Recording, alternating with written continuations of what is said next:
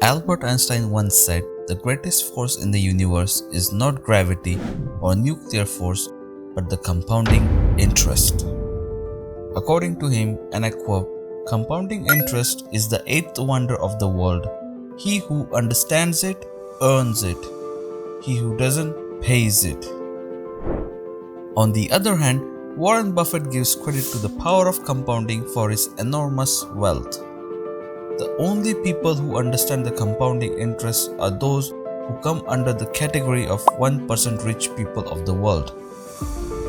This reminds me of a story that sets the narrative of the book where I took this story from. Once upon a time, a traveler visits a financial capital of US, New York City.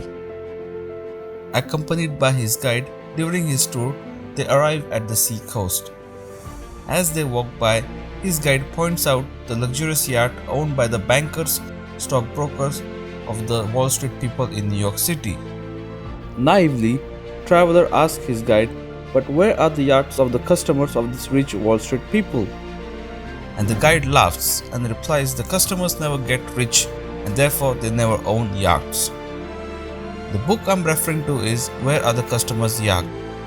This book was published in 1940 and still stood the test of the time. This book is filled with common sense advice that is still relevant even today. This story explains how 1% rich people in the world stays rich. On the other hand, average people struggle the rest of their life and never gets rich. Therefore, in this video I will explain you how you too can learn and understand the same thing that 1% rich of the world does.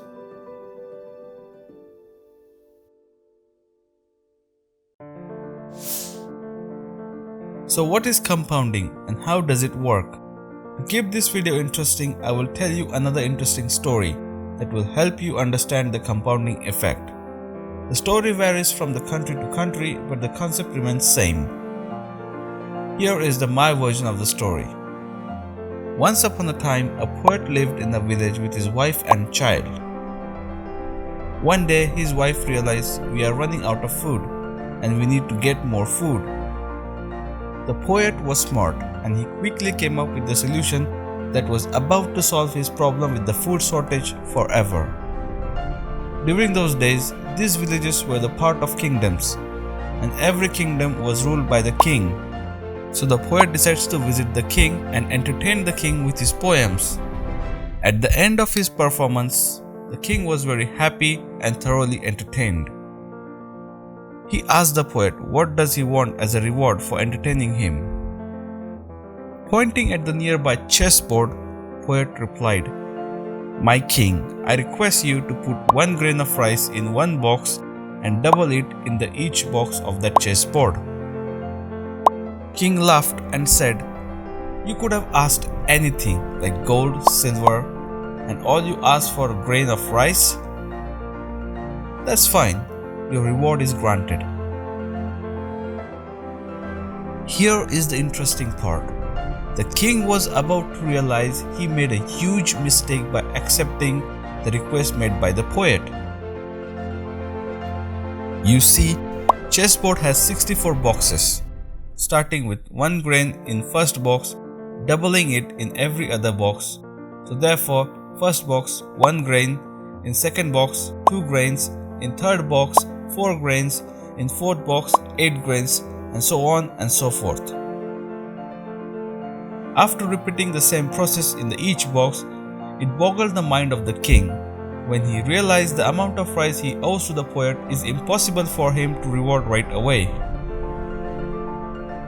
Therefore, king decides to give him rice in a form of installments. The actual number of rice turned out to be 18 quintillion. To put this into perspective, let me tell you where this number exactly fits.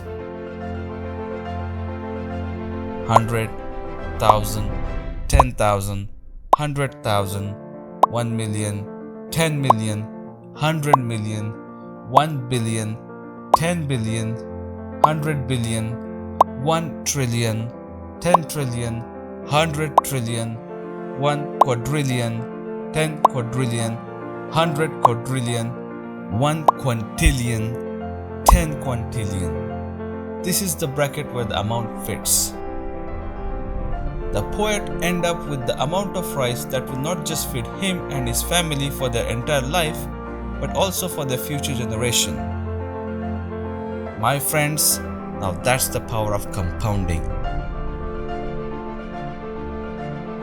You must be thinking, now that's interesting. If I replace a grain of rice with $1 and expect every year my $1 investment will be doubled, so according to that, I will be a millionaire in 21 years from now. I will be a billionaire in 31 years from now. And to achieve all this, I just need to invest $1. Whoa, wait. If this is the case, why not everyone today financially free? In today's world, anybody can earn $1, as minimum wage is between $9 to $15 an hour depending upon where you work. In today's world, the governments are not as generous as the king in that story. In other words, no investment plan exists that can take your $1 investment and give back $18 quintillion in the next 64 years. At best, you can get 7% or max 10%. And here, I'm being too generous when I said 10% return.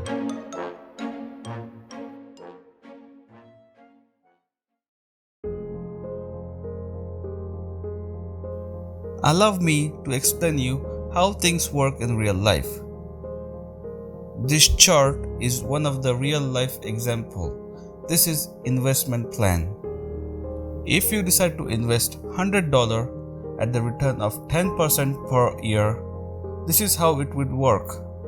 First year, when you invest principal amount of $100 at the interest rate of 10%, by the end of the year you will receive $10 as a return on investment. Now you combine this $10 with principal amount of $100 and you get $110. This becomes your new principal amount. Therefore, you take this $110 in the next year as your new principal amount and you will receive 10% on this amount.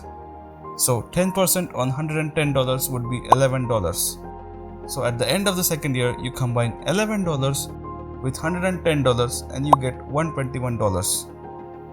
$121 becomes your new principal amount for the year 3. So in the third year, you will receive 10% interest on $121. So if you repeat the same process, you end up making $4,526 at the end of 40 years.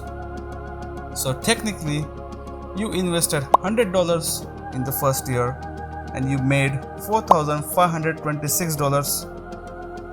Here is the interesting part of the compounding interest.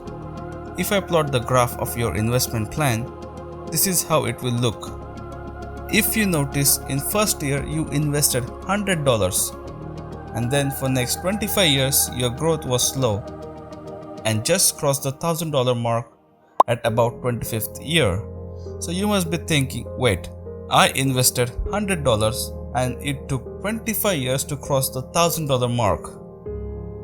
That is waste of time. That is too long. Well, that's how compounding interests work.